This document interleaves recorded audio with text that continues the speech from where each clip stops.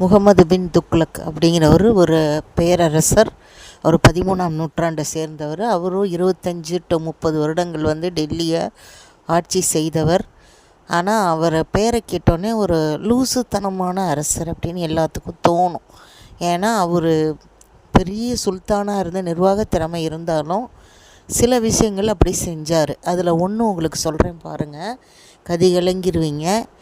அதாவது 1327வது வருஷம் அவருக்கு ஒரு ஐடியா வருது. டெல்லி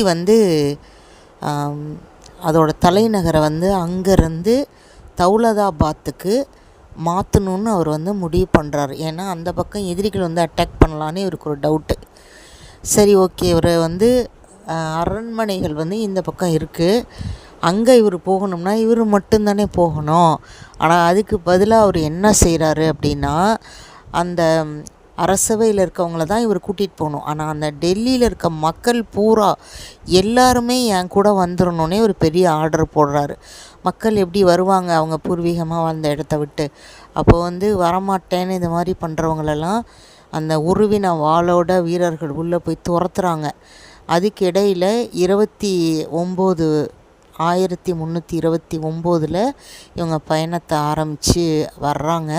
அப்போ 2 கிலோமீட்டருக்கு ஒரு இதில் உணவும் சாப்பாடும் இவங்களுக்கு கொடுக்க அவர் ஏற்பாடு பண்ணியிருக்காரு. பாதைகள் போடப்பட்டிருக்கு. ஆனால் நடந்து தானே வரணும்.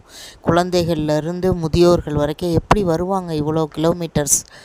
அப்போ 30,000 பேருக்கு மேலே இறந்து போயிடுறாங்க.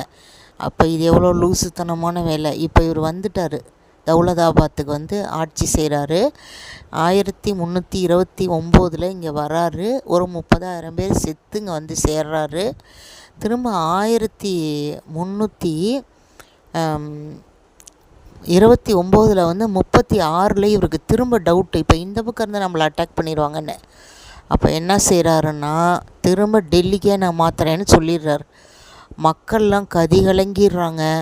ஐயோ, நாங்கள் வர முடியாது, நாங்கள் இங்கேயே இருந்துக்கிறோன்னு எவ்வளோ கெஞ்சுறாங்க. திரும்ப உருவின வாளோட பழைய கதையே வரலாறு திரும்புது.